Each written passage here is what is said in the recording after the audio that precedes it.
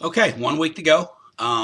Hopefully you're where you need to be, where you want to be to get ready for this final exam.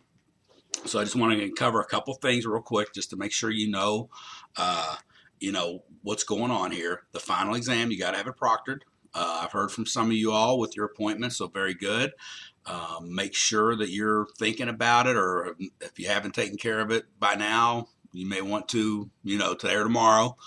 Some schools require appointments, some accept walk-ins. There's also ProctorU. So all that stuff is posted um, in the stuff about the final exam in that tab, in that section in the class. So read it, and that way there are links there for whatever fits you, whether you're a BCTC student, a different campus student, or if you want to use ProctorU, there's links there for all that. So please go access them.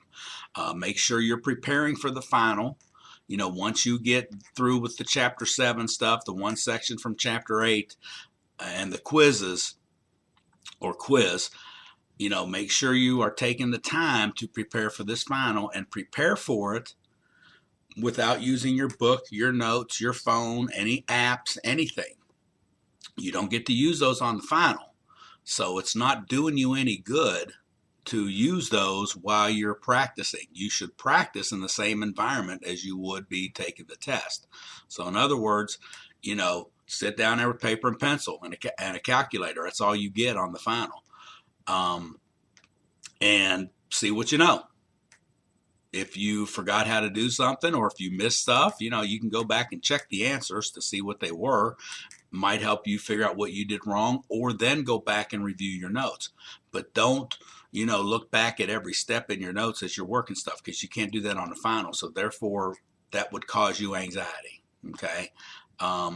Prepare for the final. So take the time. Try to give yourself 2 days. That way you have maybe 2 nights to practice for it.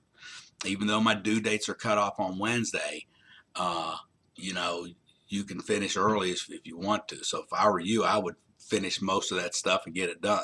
I would also just start working on the final stuff, while I'm doing that, to give you more time to prepare. If you miss a homework or two, it's not going to kill you at this point. So the main thing is to pass that final.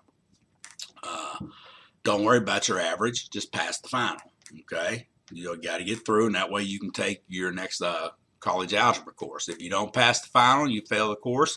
Don't forget at BCTC we have a 96-150 that you are eligible for. I mean, if you are eligible for 85, you're eligible for the 96-150. Okay, it's a supplemental lab with the college algebra class that provides you extra support.